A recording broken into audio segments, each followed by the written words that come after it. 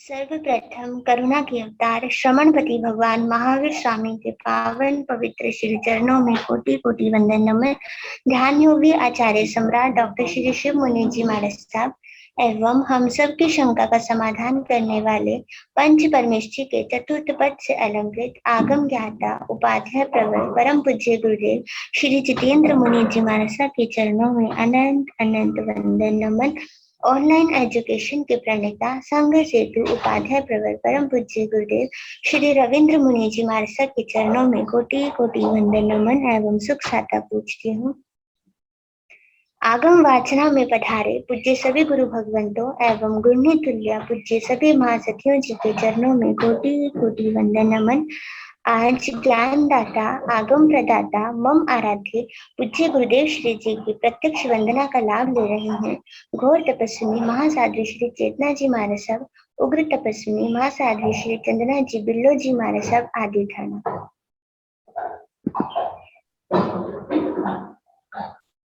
तो आयामिनं प्रणेमि कंदामे नाम स्वामी सत्कारेमि सम्मानेमि कंदान मंगलम देव्यं देयं पज्वासामि वंदामि तो आयामिनं करेमि वंदामि नाम स्वामी सत्कारेमि सम्मानेमि कंदान मंगलम देव्यं चैत्यं पज्वासामि वंदामि तो आयामिनं करेमि वंदामि नाम स्वामी सत्कारेमि सम्मानेमि कल्याणं मंगलम देव्यं चैत्यं पज्वासामि वंदामि।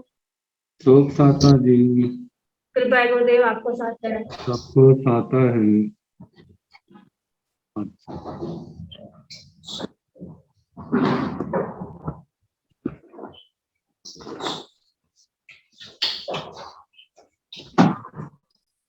यह आगम वाचना निरंतर व निर्बाध गति से चलती रहे, इस हेतु सभी तपस्वी अपना अपना सहयोग दे रहे हैं।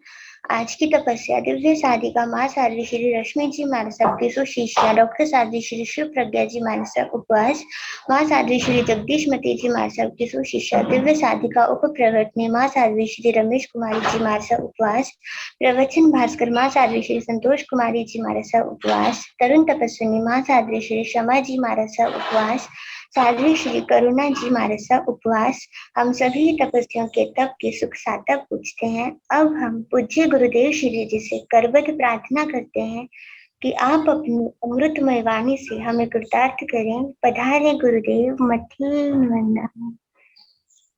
सुख साता है गुरुदेव। हाँ बेटा साता है।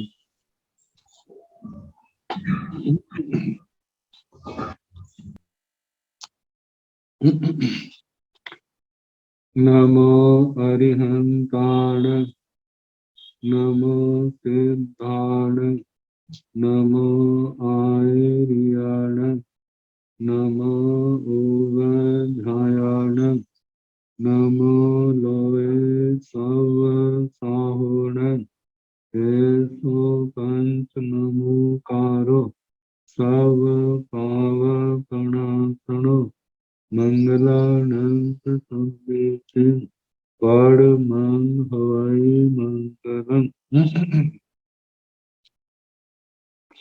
जिन शासन जिन वाणी सदा जयवंत हो, श्रमण संग सदा अविचल मंगल हो। मुक्ति को प्राप्त श्रमण भगवान महावीर स्वामी, उनकी परम पावन कल्याणी भागवती वाणी वाचक प्रमुख श्री इंद्र भूति गौतम आदि गणधर भगवंत योग प्रधानाचार्य परम पूज्य श्री सुधर्मान स्वामी जी महाराज, उनकी परम पावन पाठ परंपरा वर्तमान आचार्य ध्यान योगी परम पूज्य श्री शिव मुनि जी महाराज एवं गुरुजन सबके पावन चरण सरोजों में मेरा अनंत अनंत बार वंदना नमस्कार। आगम परिषद में विराजमान वरिष्ठ मुनिराज, अन्य मुनिवृंद, परम आदरणीय भगवती स्वरूपा महासाध्वी, श्री आनंद सूत्र की वाचना प्रारंभ है। प्रथम स्थान सुनाया जा रहा। कल 15 सूत्र तक कराया था। इसमें आया था एगा वेना।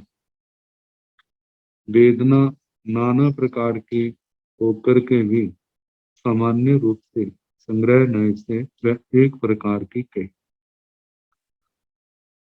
वेदना के पश्चात अब निर्जरा का सूत्र आ रहा है, क्योंकि जब कर्म भोगे जाते हैं उनकी फिर उसके आत्मा से अलग होते हैं। आत्मा से अलग होना ही वह निर्जरा है। तो कहा है कि एगा निर्जरा, निर्जरा भी सामान्य रूप से एक ही है। जिन कर्मों को भोगा जा चुका है उन्हें आत्मा से अलग करना ही निर्जरा कहा जाता है। निर्जरा शब्द जो है निरुपसर्ग है जरा। जरी धातु चीर्ण अर्थ में आती। पहले अप्रत्यय लग के आर होता है और स्त्रीवाचक शब्द है, इसलिए जरा शब्द बन गया। वयो हानो मतलब व्यय की हानि में। हानि मतलब जो भी चीज है उसका क्षीण होना, उसका खत्म होना। जैसे जरा अवस्था वृद्धावस्था के लिए आता है, तो वृद्धावस्था में शरीर में जीर्णता आ जाती है, निर्बलता आ जाती है, शक्तिहीनता। ऐसे ही कर्मों के अंदर जो परिणाम देने की शक्ति है उसको जीर्ण करना, उसको नष्ट करना, तो वो जरा शब्द में आया। निशेष रूप से पूर्ण रूप से जीर्ण कर देना। जब कर्म की फल देने की शक्ति खत्म हो गई तो वह जीर्ण हो जाता है। तो जब जीर्ण हो गया है, निस्सार हो गया है, तो वह आत्मा से अलग हो जाता है। तो उस अलग होने के लिए ही निर्जरा शब्द का प्रयोग किया गया है। कहा जाता है जैसे बस्तर को धोने से बस्तर की मैल उतरती है, इसी प्रकार तपस्या करने से आत्मा की मैल उतरती है। इस मैल को धुलने का नाम ही इसको निर्जरा के नाम से कहा है। कहा जाता है पहले तो ये निर्जरा जो है द्रव्य निर्जरा, भाव निर्जरा। बस्तर आदि की मलिनता का उतरना तो द्रव्य निर्जरा है। शरीर की मैल को धोना वो द्रव्य निर्जरा है। कर्मों की निर्जरा का होना, कर्मों का धुलना, ये भाव निर्जरा है।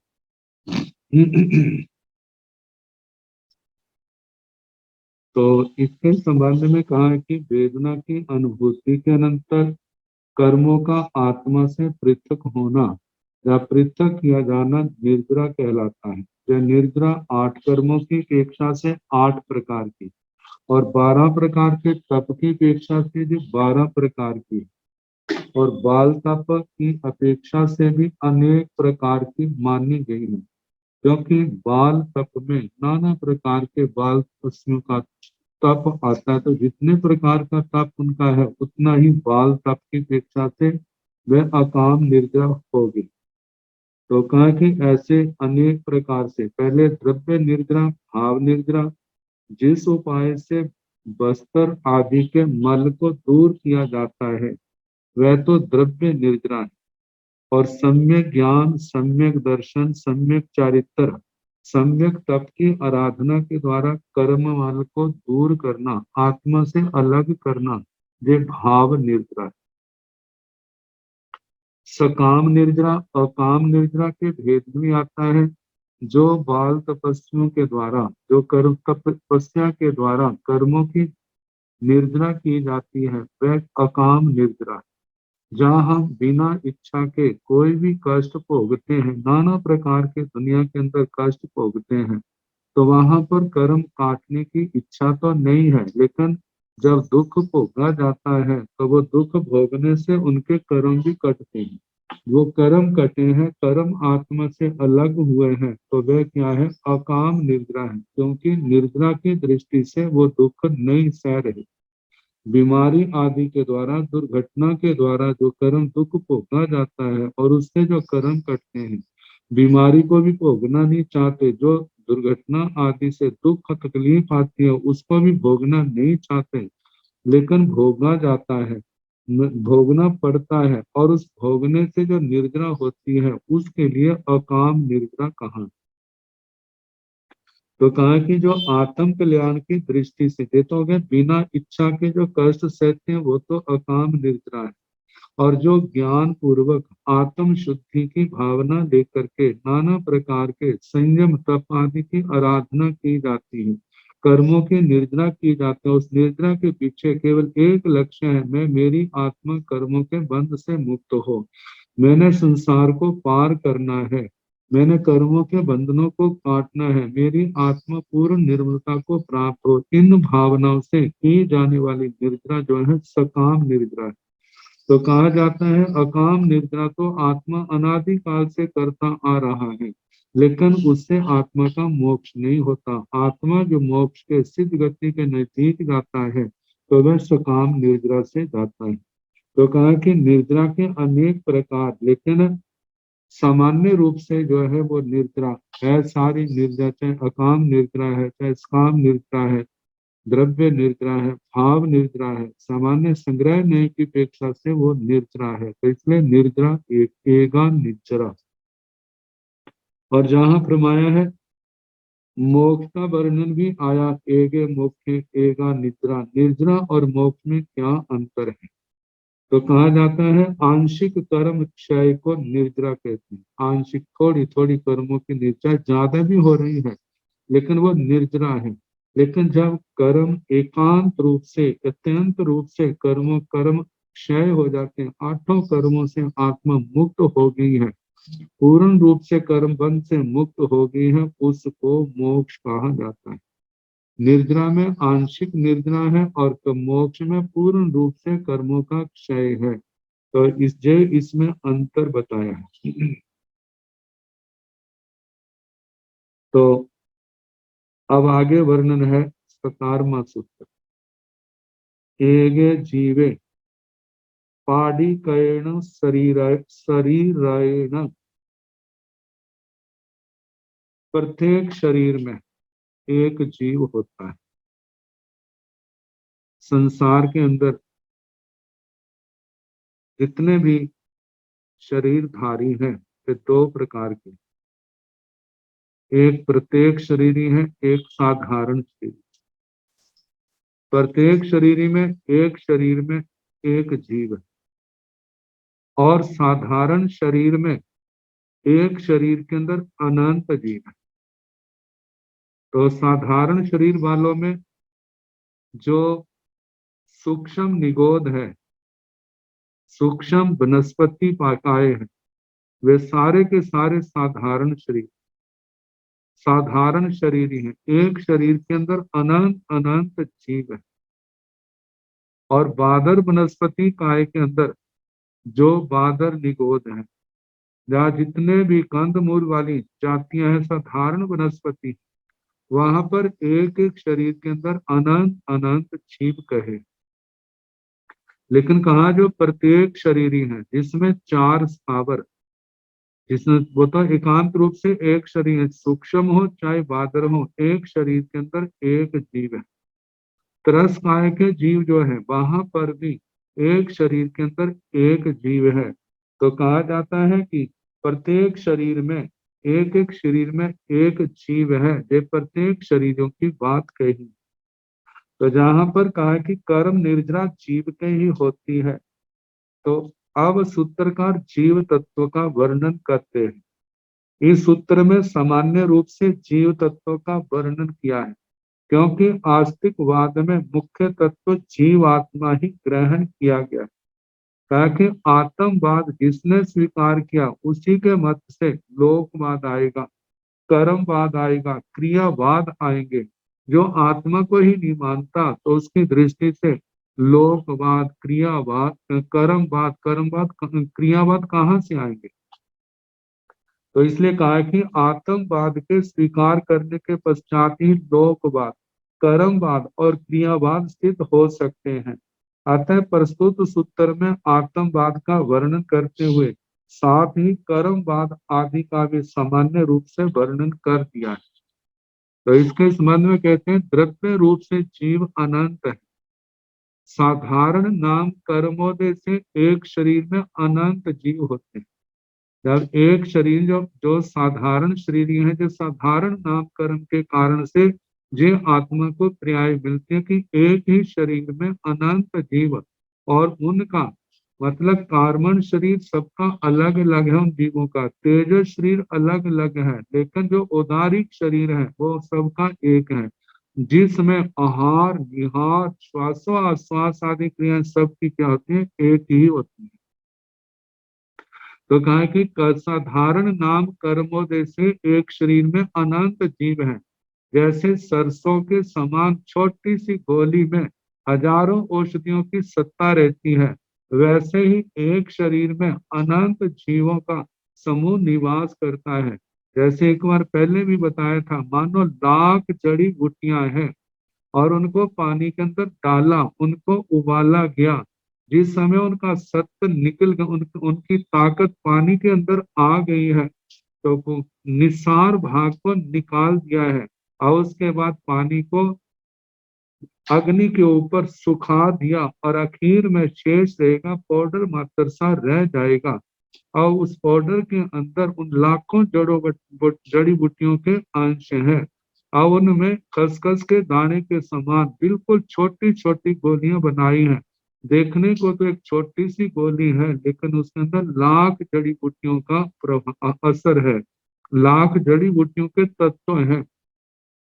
तो कहा इस कोई कल्पना कर सकता है इसके अंदर कैसे छोटी सी गोली में लाख जड़ी बूटियों के।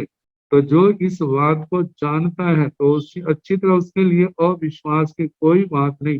छोटी सी गोली में उन लाख जड़ी बूटियों का उनके अंश पाए जाते हैं। इसी प्रकार कहा एक छोटे से अंगुल का असंख्यात्म भाग सूक्ष्म पन का जीव, तो वहां पर एक छोटा सा शरीर है जिसकी हम कल्पना नहीं कर सकते, इतना सूक्ष्म है। तो कहा उसके अंदर क्या है, अनंत जीव है। तो ये साधारण नाम कर्म के कारण से ऐसी अवस्था आई है। तो कहा कि एक शरीर में अनंत जीवों का समूह निवास करता है, किंतु प्रत्येक नाम कर्म के उदय होने पर एक शरीर में एक ही जीव निवास करता है। प्रत्येक शरीर जीव ही तप संयम की आराधना करने में तथा बंध से मुक्त होने में समर्थ है।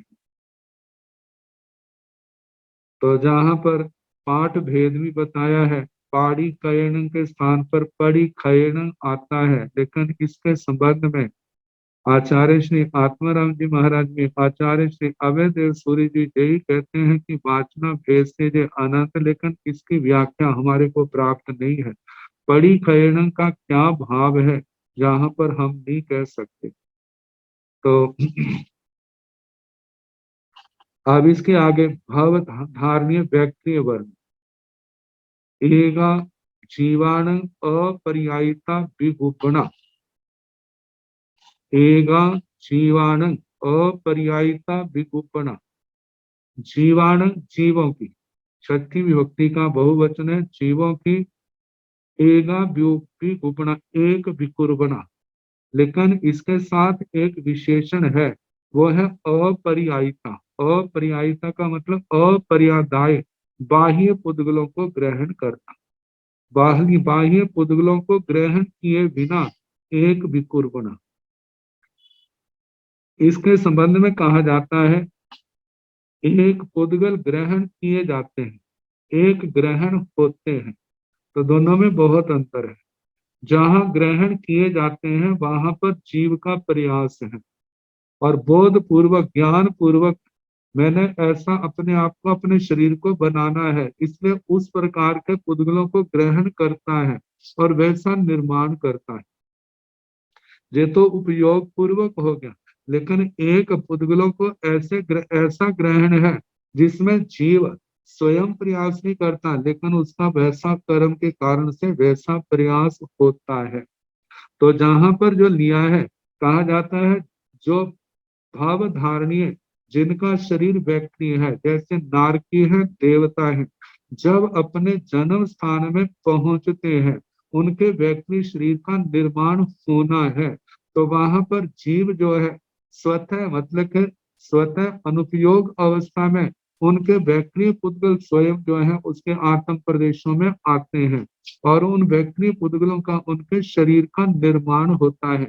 ये जो ऐसी अवस्था में जो पुद्गलों की रचना है शरीर के रूप में, कहा जाता है जहां पर जीव स्वयं हाथ पांव से वो उन पुद्गलों को ग्रहण नहीं करता।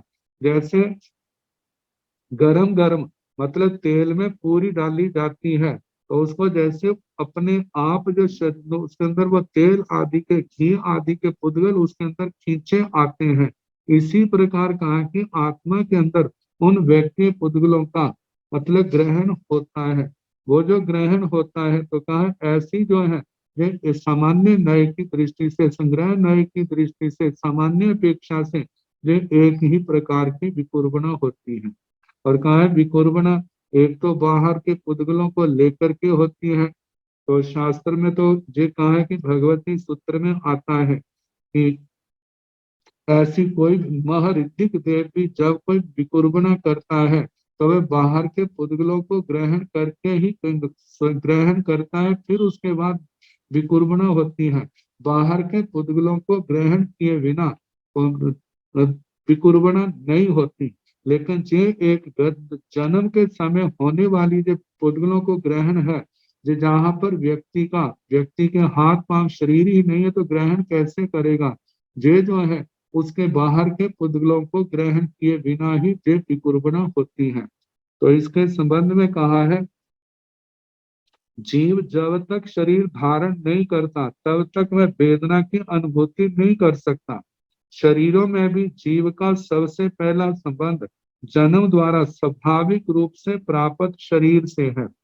अतः जीव तत्व के वर्णन के पश्चात भव धारणीय व्यक्ति शरीर का वर्णन सूत्रकार ने उपस्थित किया है। जन्मजात व्यक्ति शरीर को ही भव धारणीय व्यक्ति शरीर कहते हैं। सूत्रकर्ता सभी शरीरी जीवों का वर्णन करते हुए विकुर्बणा के विषय में कहते हैं कर्म वंद युक्त आत्मा जब देव योनि में उत्पन्न होता है, तब उसका शरीर भव धारणीय व्यक्ति होता है। उस समय स्वाभाविक रूप से भव धारणीय शरीर के रूप में पुद्गलों का संचय हो जाता है।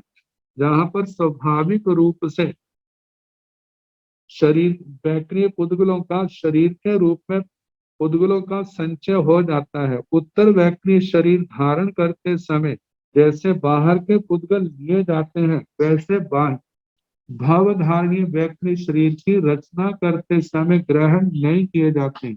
इसी कारण सूत्रकार ने जो कथन किया है, एक विकुर्बणा ऐसी होती है जो बाहर के पुद्गलों को दिए बिना ही हो जाती है।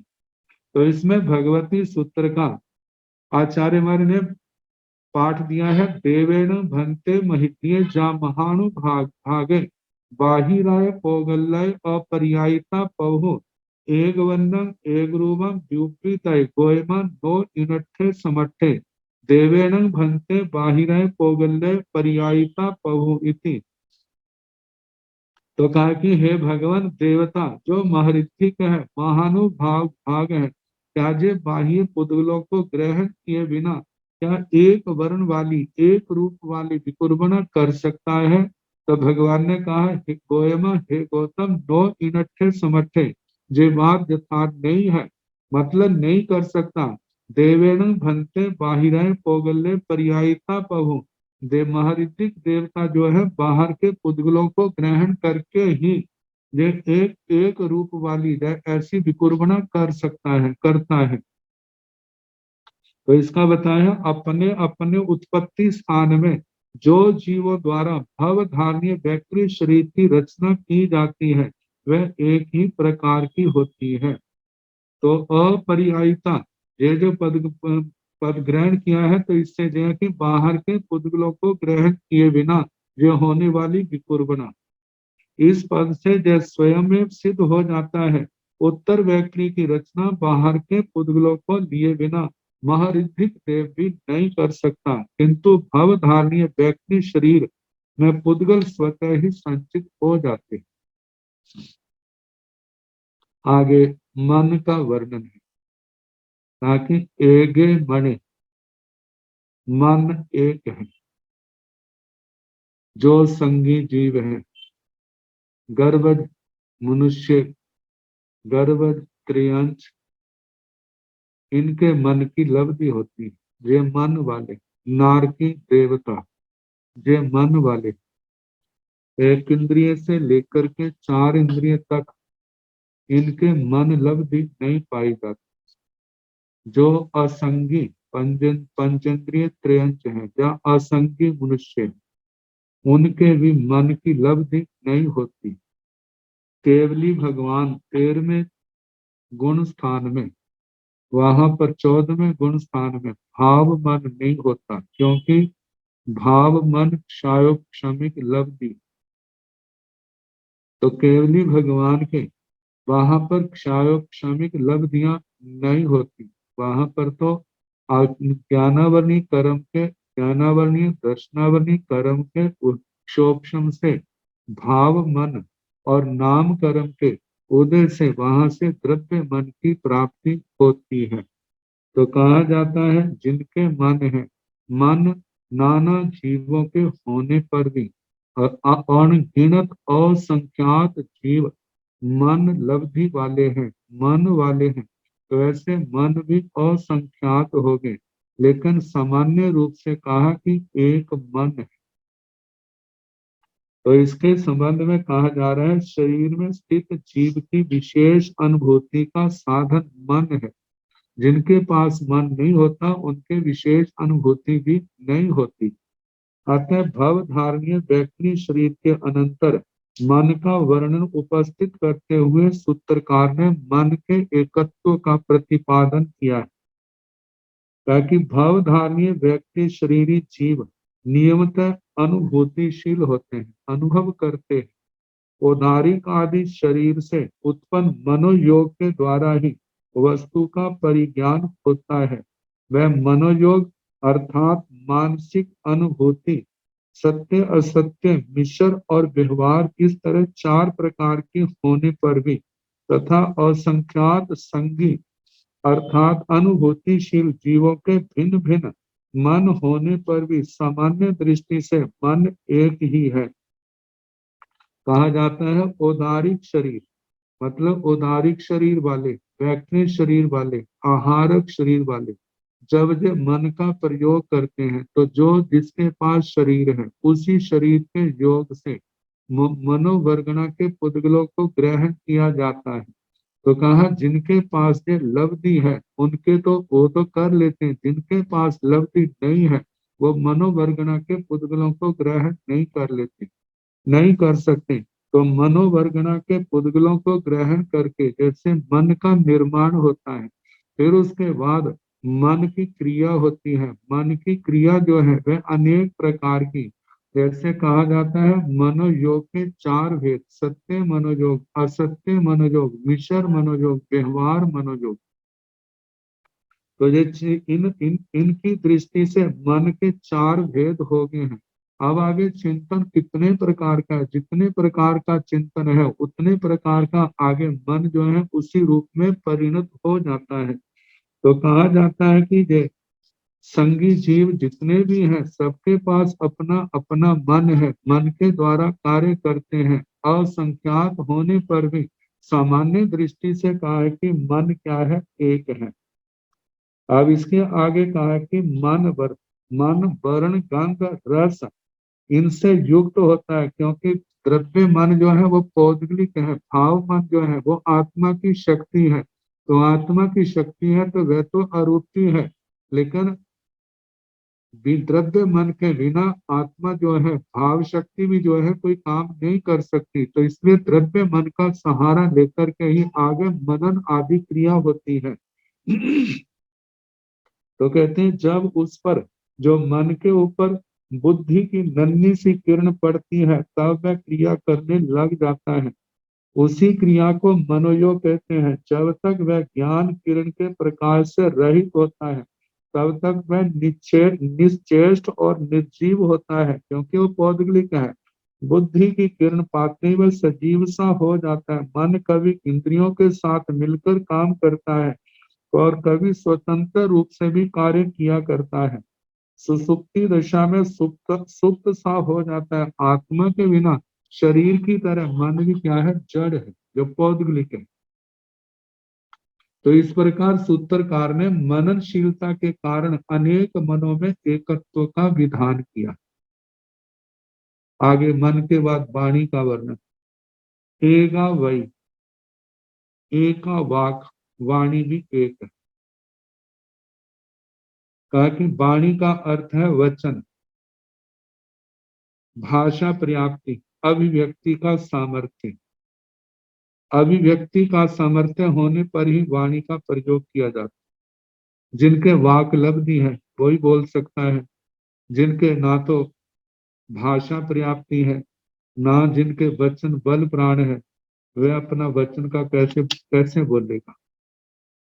तो कहा जाता है कि औदारिक शरीर वाले, व्याकृत शरीर वाले, आहारक शरीर वाले, इन ही तो वचन का प्रयोग करते हैं। जब ये करते हैं तो अपने शरीर के, इन शरीरों के व्यापार से, मतलब उदारिक शरीर वाला उदारिक शरीर से, वैक्निक शरीर वाला वैक्निक शरीर से, आहारक शरीर वाला आहारक शरीर से। भाषा वर्गना के पुद्गलों को वाक द्रव्य समूह की सहायता से, मतलब भाषा वर्गना के पुद्गलों को ग्रहण करता है, फिर उसके बाद उनको छोड़ता है। कहा जाता है भाषा वर्गना के पुद्गल तो चतुस्पर्शी के हैं, लेकिन जब वो शब्द का रूप धारण कर लेते हैं तो आठ स्पर्शी होते हैं, क्योंकि इंद्रियां जो है चतुस्पर्शी को ग्रहण नहीं कर सकती।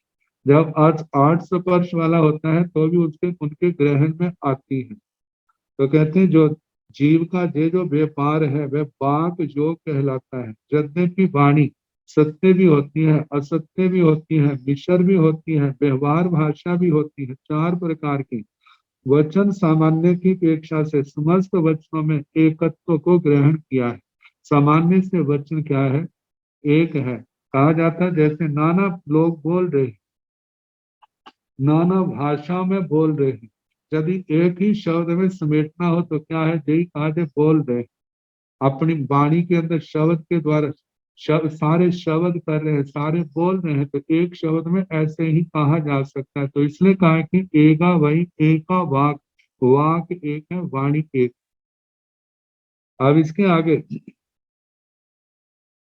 जहां पर वचन बल प्राण के संबंध में कहा कि द्विंद्रिय जाति, त्रिंद्रिय जाति, चतुरिंद्रिय जाति और संगी पंचेंद्रिय जीवों की वाणी असत्यामृषा होती है। इनके केवल व्यवहार भाषा, उनके सत्य सच झूठ का विवेक नहीं है, लेकिन जो कुदरती उनके वाक है वही होती है, उसको व्यवहार भाषा में लिया गया।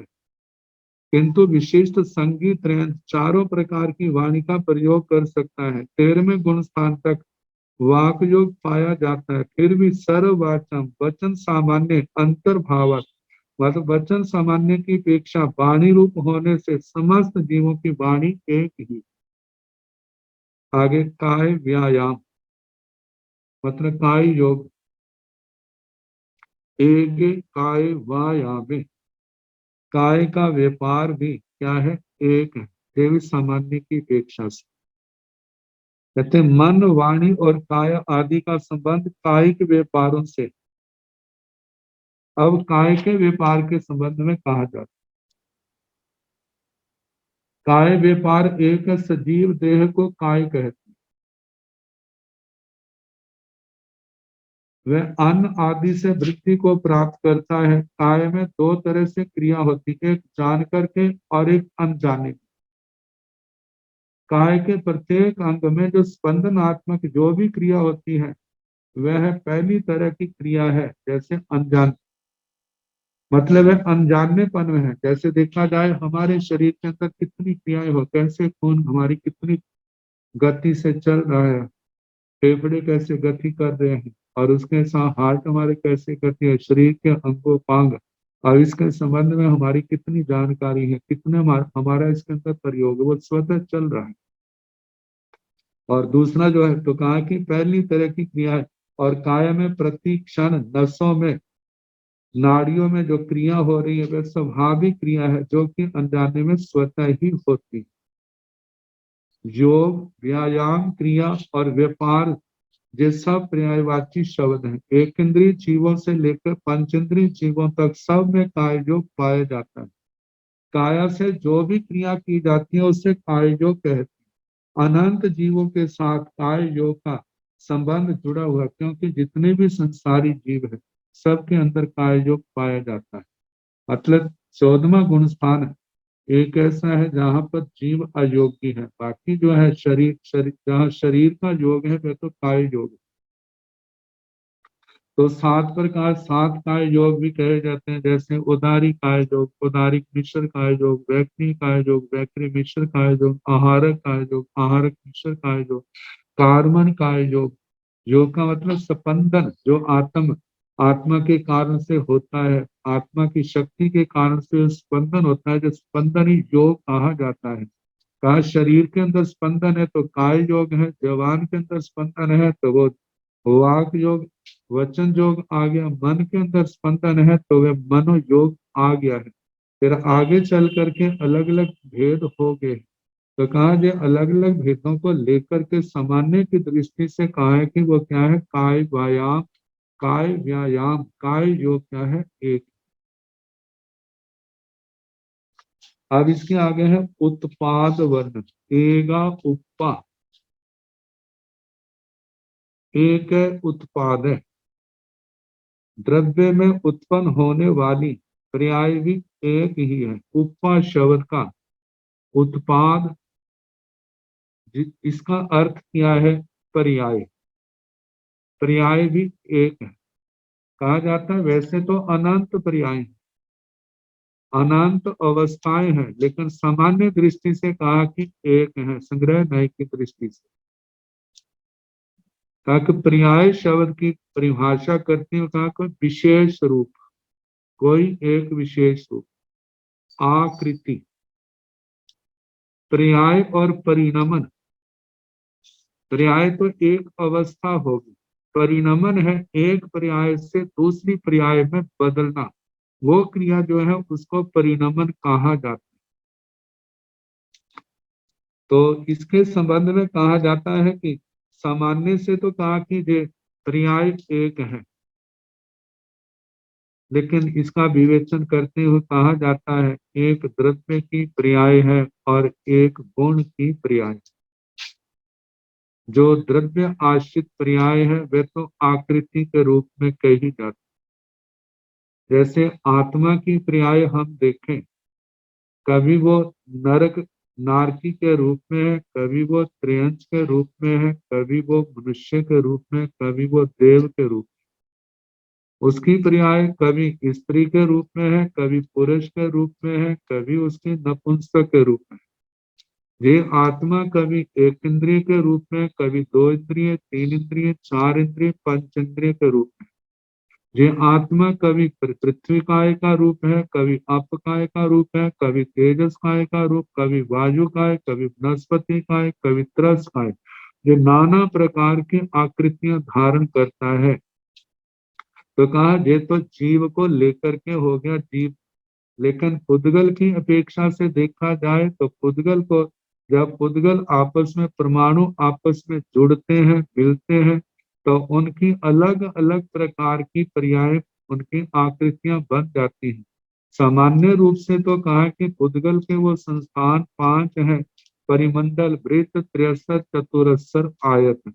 लेकिन भगवती सूत्र के अंदर कहा कि अनित्थस्त, क्योंकि जितने पुद्गल हैं सारे इन्हीं आकृतियों में थोड़े होते हैं, लेकिन इन आकृतियों से भिन्न भिन्न प्रकार के जो इनसे अलग है उनको अनित्थस्त, मतलब न इत्थस्त, इस प्रकार के नहीं है। ऐसी अनंत आकृतियां ऐसे बन जाती हैं।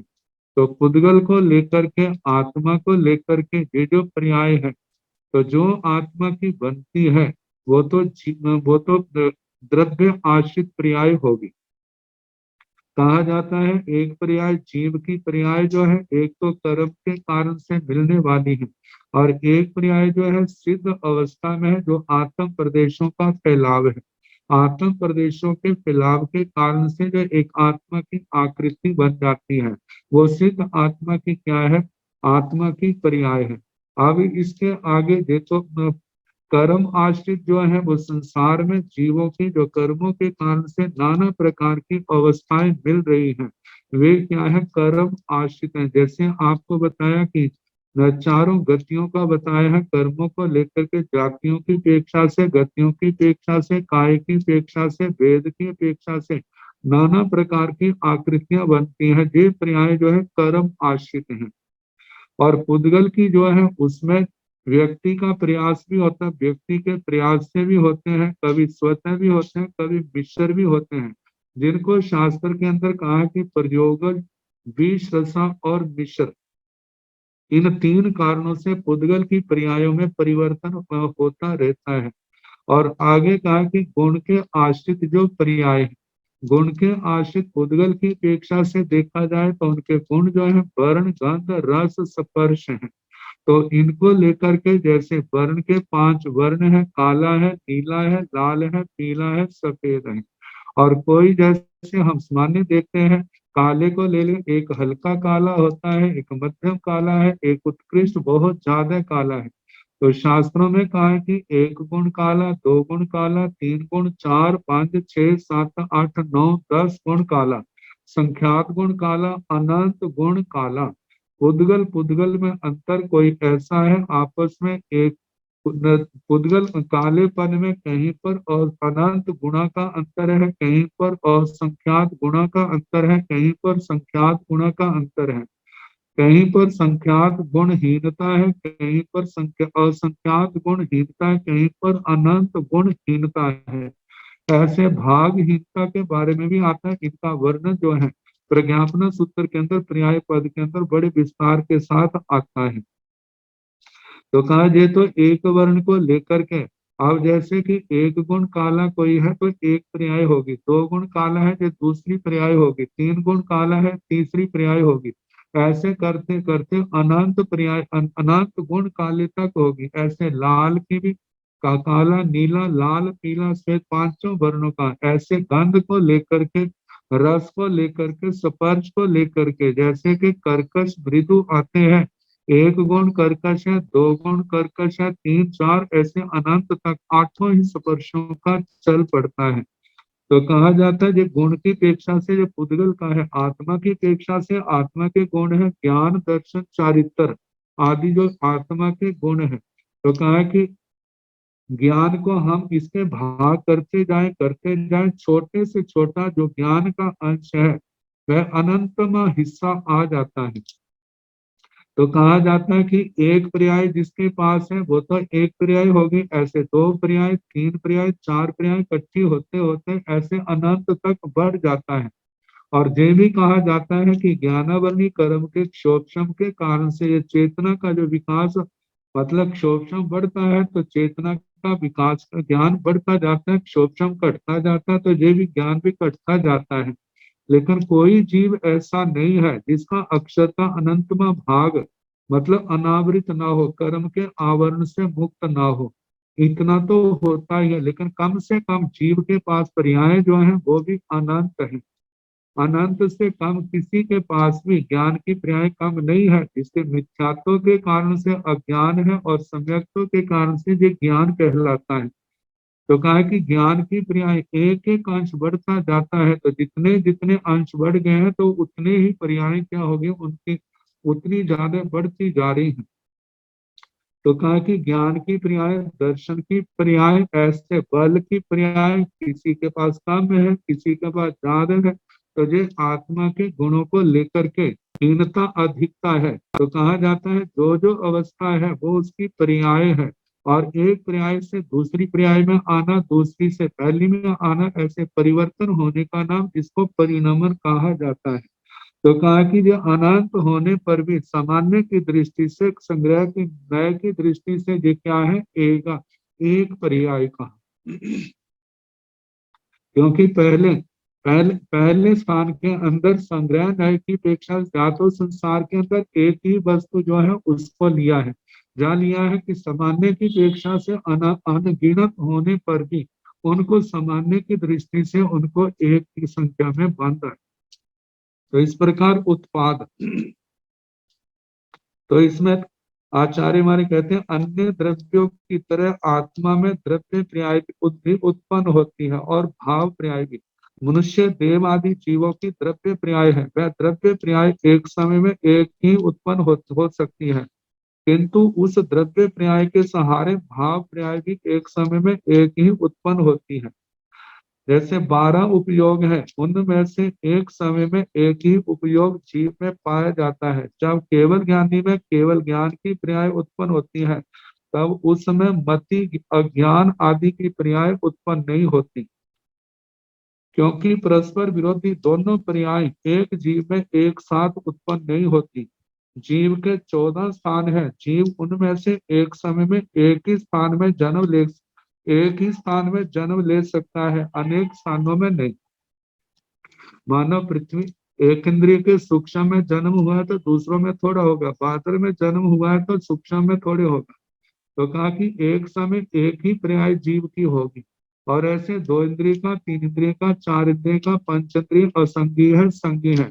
तो जिस समय पर्याप्त है उस समय अपर्याप्त नहीं होगा, जिस समय अपर्याप्त है उस समय पर्याप्त नहीं होगा। तो इस दृष्टि से कहा कि एक समय एक बात को लेकर के उसकी पर्याय वो एक ही होगी, एक समय में अनेक पर्याय। आगे विगति, विगति का मतलब विनाश। एगा विगत बी आई, एका विगति, विगति अर्थात विनाश भी क्या है, एक ही। कहा कि जहाँ उत्पत्ति है वहां पर विनाश भी जरूरी है। तो जहाँ पर कहा जहाँ उत्पाद अर्थात उत्पत्ति होती है वहां विनाश का होना भी अवश्यम भावी। अतः उत्पाद के अनंतर उसके प्रतिक्रियात्मक रूप विगति का वर्णन आवश्यक था। अतः सूत्रकार विगति के एकत्व का प्रतिपादन करते हुए कहते हैं विगति विनाश भी ये सामान्य रूप से क्या है, एक है। नाना प्रकार के नाना द्रव्य हैं, अपर्याय परिवर्तन होता है तो अनेक प्रकार के होने पर भी, लेकिन सब के लिए एक ही शव इसका विनाश हो गया, जो नष्ट हो गए। तो देखा जाए तो द्रव्य का तो कभी विनाश होता नहीं है, पर्यायों का नाश होता है। तो सबको सामान्य को लेकर के कहा कि विगति एक है। तो जहां पर फरमाया है कि जहां उत्पाद अर्थात उत्पत्ति होती है वहां विनाश का होना भी अवश्य भावी। अतः उत्पाद के अनंतर उसके प्रतिक्रियात्मक रूप विगति का वर्णन आवश्यक था। अतः सूत्रकार विगति के एकत्व का प्रतिपादन करते हुए कहते हैं विगति विनाश अर्थात विनाश भी एक ही है। कहते हैं जो वस्तु उत्पन्न हुई है उसका विनाश भी निश्चित है। जो द्रव्य पर्याय उत्पन्न हुई है, मतलब द्रव्य के अंदर पर्याय उत्पन्न हुई है, तो एक दिन उसका आरंभ है और एक दिन उसका अंत भी आएगा। वह चिरकाल तक स्थायी नहीं रह, सदा के लिए नहीं रह सकती, क्योंकि वह विनाशशील है। द्रव्य का एक लक्षण है सत, और जो सत होता है वह उत्पाद व्यय और द्रव्य से युक्त होता है। द्रव्यत्व ध्रुव है, द्रव्य ध्रुव है, इसलिए कहा कि जातस्य ही ध्रुवो मृत्यु ध्रुवम जन्म मृतस्य च। जो उत्पन्न होता है उसके विनाश का नियम भी अटल है। मोक्ष से पूर्व मरने वालों का जन्म अवश्य होता है, और जहाँ जन्म है जब तक आत्मा का मोक्ष नहीं तो उसके बाद उनका मरण भी निश्चित है। तो कहा कि जैन दर्शन की मान्यता है जो सत वस्तु है जिसका अस्तित्व है वह ना तो एकांत रूप से नित्य है ना ही क्षणिक है,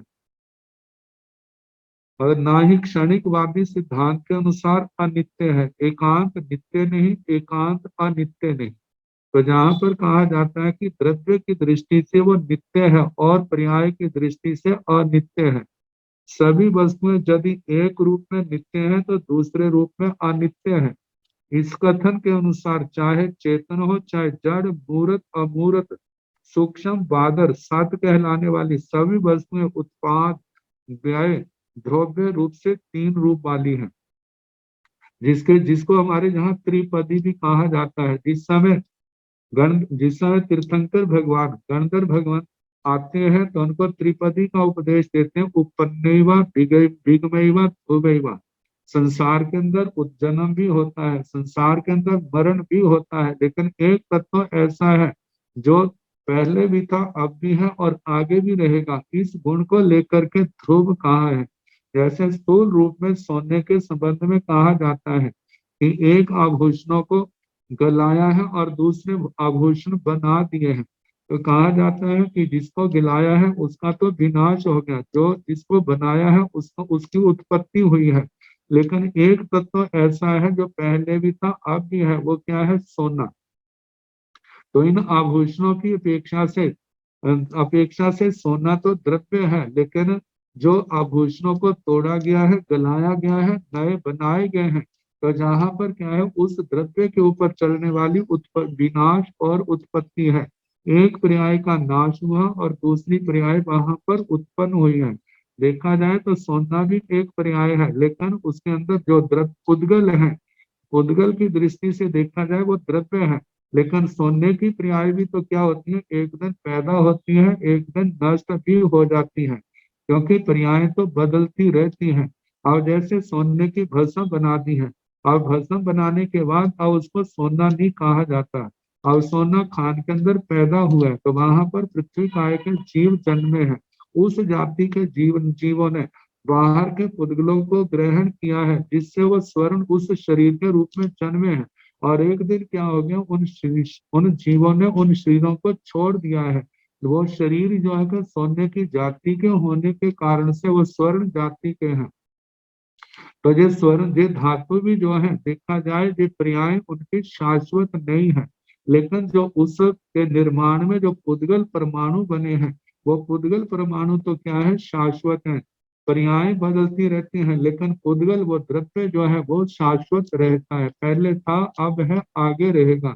इसी प्रकार आत्मा के संबंध है, आत्मा शाश्वत द्रव्य है, लेकिन उसके ऊपर आने वाली जो पर्याय है जन्म मरण के रूप में, पर कभी मनुष्य है कभी स्त्री है, जैसे पहले बताया है, उसी प्रकार उत्पाद के संबंध पर्याय के संबंध में ऐसे ही आत्मा के ऊपर द्रव्य की दृष्टि से वो शाश्वत है, लेकिन पर्यायों की दृष्टि से वो अशाश्वत है। संसार दशा में कभी वो नारकी के रूप में जन्म ले रहा है, और जब नरक भाव पूर्ण हो जाता है तो वो पर्याय तो नष्ट होगी, उसके बाद क्षत्रियंश गति में आएगा, जब मनुष्य गति में आएगा वह पर्याय उसको मिलेगी। जब वो भी परिपूर्ण हो जाएगी तो उसके बाद जो है कभी चारों गतियों में से किसी भी पर्याय में जा सकता है अपने कर्म के अनुसार। तो इसलिए कहा जाता है पर्याय जो है, पर्याय तो बदलती रहती है, पर्याय है उनका विनाश होता है, लेकिन द्रव्य का नाश नहीं होता, द्रव्य तो शाश्वत है। तो बताया जा रहा है प्रत्येक वस्तु में, जो बताया है वही बात कही जा रही है, प्रत्येक वस्तु में दो अंश हैं, एक भाग वह जो तीनों कालों में शाश्वत है, और दूसरा अंश सर्वथा अशाश्वत है। शाश्वत अंश के कारण प्रत्येक वस्तु ध्रुव्यात्मक है, और अशाश्वत अंश के कारण उत्पाद व्ययात्मक, वह उत्पत्ति और विनाश से युक्त कहलाते हैं। इन दो अंशों में से किसी और दृष्टि जाने से और किसी और ना जाने से शाश्वत अशाश्वत की प्रतीति होती है। जब हम द्रव्य की ओर जाएंगे तो हमें वो शाश्वत दिखाई देगा, जब पर्याय की ओर हमारा ध्यान जाएगा तो वह क्या दिखे, वह हमारे को अनित्य दिखाई देगी। किंतु इन दोनों अंशों की दृष्टि देने से ही वस्तु तत्व को समझने में हम सफल हो सकते हैं। अतः विचारों को चाहिए द्रव्य को भी अपने लक्ष्य में रखें, और उत्पाद और व्यय को भी अपने लक्ष्य में रखें। पर्याय उत्पन्न और विनाश होती रहती है, किंतु वस्तु तत्व ज्यों का त्यों रहता है। वो वस्तु जो पदार्थ द्रव्य है वो वैसे का वैसा रहता है। यदि उसका भी विनाश हो जाए तो निरन्वय विनाश कहते हैं। कूटस्थ निश्चय मानने से वस्तु अपरिणामी सिद्ध होती है, जबकि ऐसा है नहीं। मतलब पदार्थ जो है नित्य अनित्य कहा जाता है। जीवास्तिकाय की जितनी क्रियाएं एक समय में नष्ट हो रही हैं विगति की दृष्टि से, वे सभी एक है। विगति के लिए शास्त्रों में विगम शब्द का भी प्रयोग किया जाता है। अब इसके आगे सूत्र आएगा एगा वियच्चा, तो इसके संबंध में कल जैसे संग होगा कराने का प्रयास किया जाएगा। नमो अरिहंताण, नमो सिद्धाण, नमो आयरियाण, नमो ओगधायाण, नमो लोए सब साहुण, ऐसो पंच नमोकारो सब पावकनाशनो, मंगलानंद संवेदि परमंग होय मंगलम। श्री सतारि मंगलम, हरिहंता मंगलम, चंद्र मंगलम, साहु मंगलम, केवली पुनत्तो धूमो मंगलम, सतारि लोकोत्तम, हरिहंता लोकोत्तम, सिद्धा लोकोत्तम, साहु लोकोत्तम, केवली पुनत्तो धूमो लोकोत्तम, चतारि शरणं प्रवज्जामि, हरिहन्ते शरणं प्रवज्जामि, सिद्धि शरणं प्रवज्जामि, साहु शरणं प्रवज्जामि, केवली पुनतं धम्मं शरणं प्रवज्जामि। चार शरण सुख करने, दुख करने, मंगल करने और शरणानिधि कोय, जो भव प्राणी आश्रय अक्षय, सबको जता योग्य वंदना सुख साधन।